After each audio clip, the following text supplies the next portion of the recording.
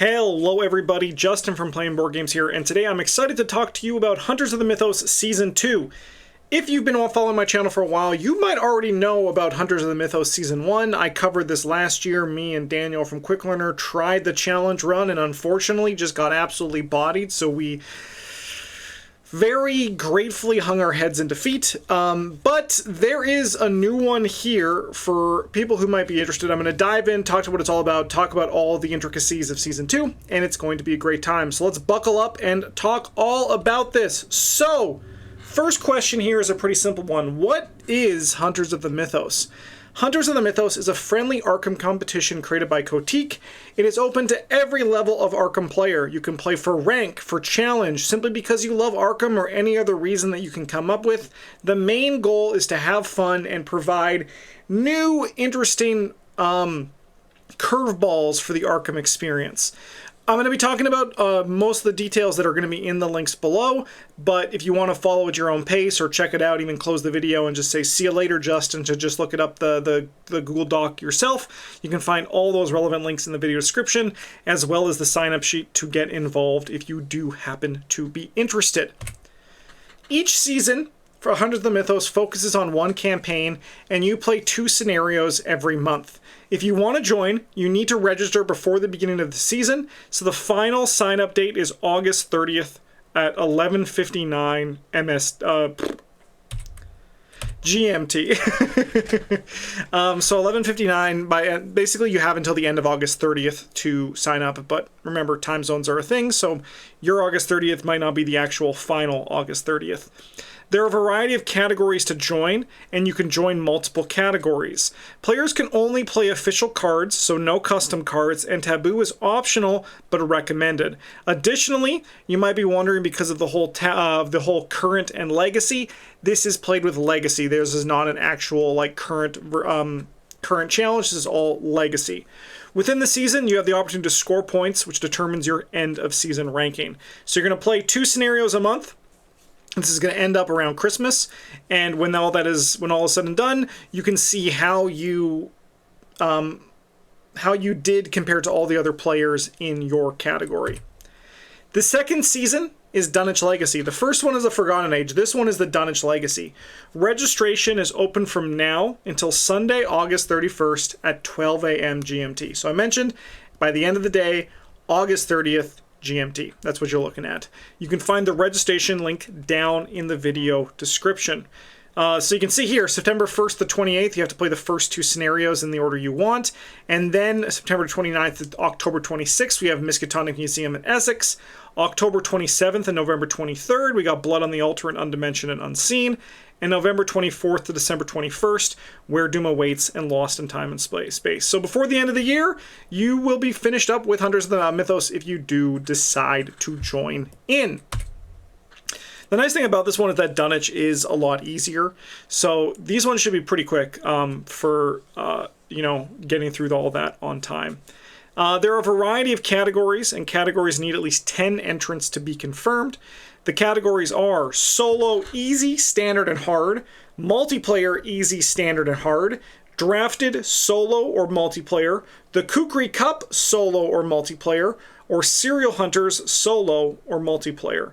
A big thing that's gone from this one is that Expert is not part of this, so the Expert has been dropped out of all of these, but there still is Easy, Standard, and Hard for Solo and Multiplayer.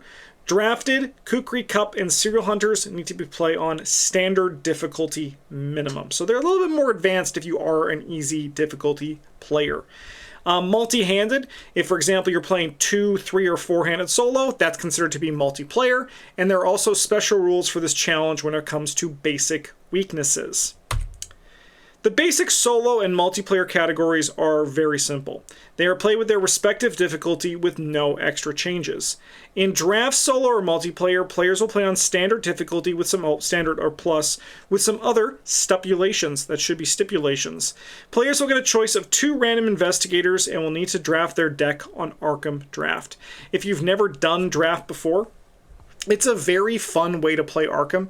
It like basically really limits your collection. Well, yes, you have the entire card pool at your disposal. You will only be able to see a set number of cards with some rules built in in the Google Doc that you can find below that kind of just actually stipulate what you can do. Like what cards you can choose from. So instead of having the whole pool, you're gonna have to choose like between X number of cards that you're able to add into your deck. Draft is fun, it's challenging, it can sometimes be frustrating, but I think it's a really cool way to challenge yourself if you're looking for something above just the basic Arkham, but below some of the more complicated things which we are just about to get to. The Kukri Cup is a unique challenge that requires the investigators to fight with only a Kukri. This is a custom challenge with some wild rules. All other damage, items, allies, and spell assets are off the table, with a few specific scenario exceptions. It's time to see what this little Kukri can do. This one, it sounds like a great time. It sounds like a little bit of a nightmare because the only way you can deal damage is with the Kukri. You can't also play, as I mentioned, items, allies, or spells, so you have to find a very interesting way to work. Spell assets, you can still play spell events, but you can't damage enemies with spell events. There are a lot of like little fine tuning edges for this one that you'll have to just like make sure if you're interested to, or if you want to at least check it out, see what they all have there for it, because there's a lot of moving pieces for this one. I believe that this was done for the French community for one of their previous ones, because I've heard the name Kukri Cup before, and it seems like a wild time. There's some cool things where if you kill enemies with Kukris, you also start with a Kukri in play.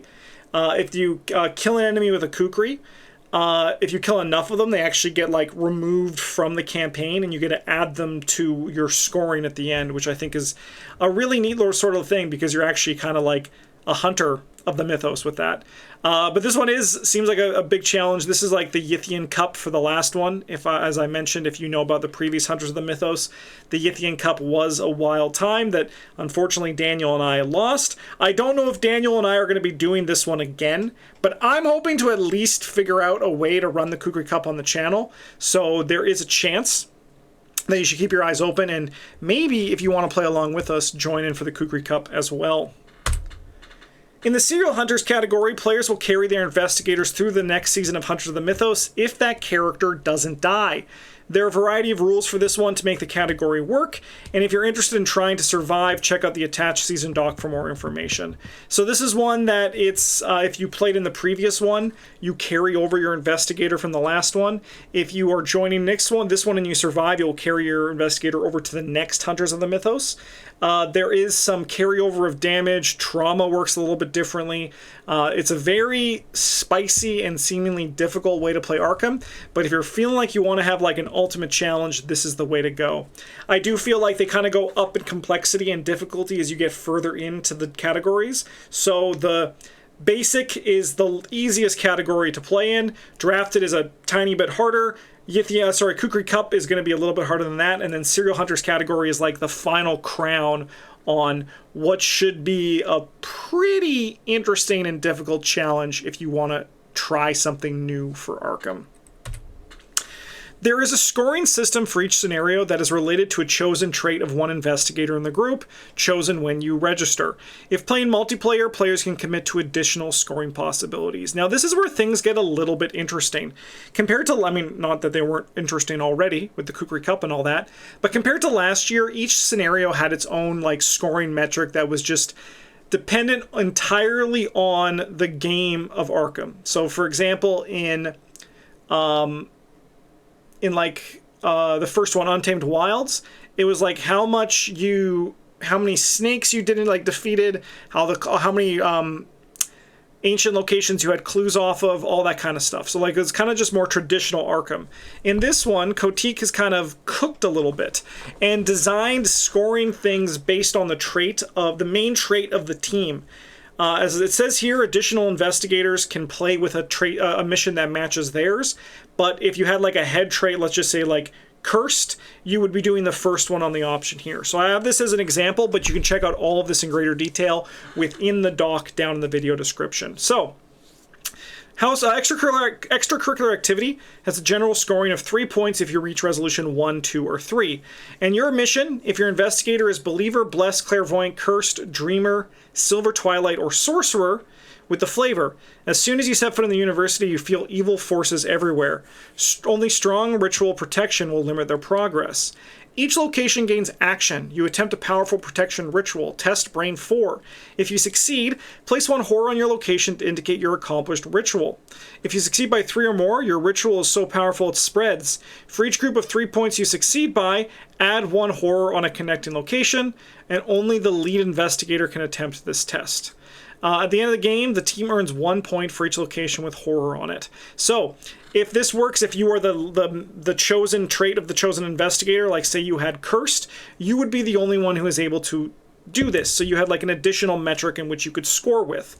If you were playing multiplayer and you chose this as an additional mission for scoring possibilities, you get to ignore the lead investigator thing, and you can like seek it out that way. An alternative one here is Agency chosen, Detective, Hunter, Veteran, Warden. Stop this monstrosity's progress. At the end of the game, if the team reached resolution 3 and the experiment never reached the dormitories, the team earns 1 point. If the experiment never reached the student union, the team earns 4 points instead. If it never reached the Miskatonic Quad, the team earns 7 points instead, and never reached the science building, the team earns up to 9 points instead. So you see that there is a lot of ways that like this can change and can really add some spice to the scoring that we have here. These are going to be released in like piecemeal over the course of the campaign. So right now the scoring for extracurricular activity and House Always Wins are there if you wanted to check it out when it came to deck building. And this is for every mode. So this is where the ranking comes in for basic, draft, Kukri Cup, and the Serial Hunter. So yes, that means that if you're playing the Kukri Cup, not only you're fighting everything with a Kukri, but you have these additional sort of tasks that you have to work with as well. Additionally, that's not all. Each investigator will also gain a special ability that matches their trait. This grants an optional ability they can use at the start of the scenario with upside and downside. So I have just 3 examples here. There's one for all of these. This is just like a start of first turn, start of the game abilities, but they kind of speak for themselves. So if you have agency, you can choose during the first Mythos phase, as a reaction, instead of drawing an encounter card, discard cards at the top of the encounter deck until a non-elite enemy is discarded. Spawn that enemy engaged with you. Then test any skill 2. Other investigators can't help you for this test. If you succeed by 2 or more, you manage to be discreet. Disengage from the enemy and exhaust him. If you fail, he warns his friends, find every copy of this enemy in the encounter deck or encounter discard pile and spawn them engaged with you, and then shuffle the discard pile back into the encounter deck. Or you could go for Artist. As a reaction, when you draw your opening hand, before you place any cards beneath your Investigator card, so this would only be for Safina, shuffle the 13 cards back into your deck and resolve the Force effect again, limit once per game. Then search into the encounter deck in your collection for a copy of Dissonant Voices from the Striking Fear counter set and put in your threat area. So this effectively gives Safina a mulligan, but then she can't play events on her first turn, or I believe it's assets for that one. Assistant here for Min, Hank, Mandy, and Carson. As a reaction during setup, before you draw your opening hand, you can decide to start the game with 5 less resources. If you do, and if you're not defeated during the game, record your campaign log that you get a new raise and add 1 tally mark next to it. Then, during the next scenario, start the game with 2 extra resources for each tally mark next to you get a new raise. So, you can kind of see where these are like fun little quirks that you can do to add to the complexity, try something you've never done, but because these are entirely optional, they're not required for you to use, but it's something that is going to be available to you if you do try the challenges here. And that's kind of what this whole thing is about. It's about just trying to turn ARKHAM on its head and have a community-run challenge mode that you can run with other people and have some discussion about. This has been running in the French ARKHAM community for the last 3 years, and it's fun to see it get its 2nd year in this in the English ARKHAM community, so you should go support it. If any of this interests you, be sure to join up before August 31st, and everything you need is in the video description, and we also have 100 of the Mythos channel in our Discord if you wanted to join in the discussion about all that. I hope you found this video helpful and maybe learned that, you know what, I want to try this out. I want to be Safina and get an extra mulligan at the cost of Dissonant Voices. Maybe I do. Who knows? But in the meantime, thank you so much for watching, everybody. I hope you enjoyed this. Huge thank you again to Kotik for running this whole thing, setting it all up. It's really cool. It's very fun. You should definitely join. Thanks for watching, everybody. Have a good one. And as always, GG's.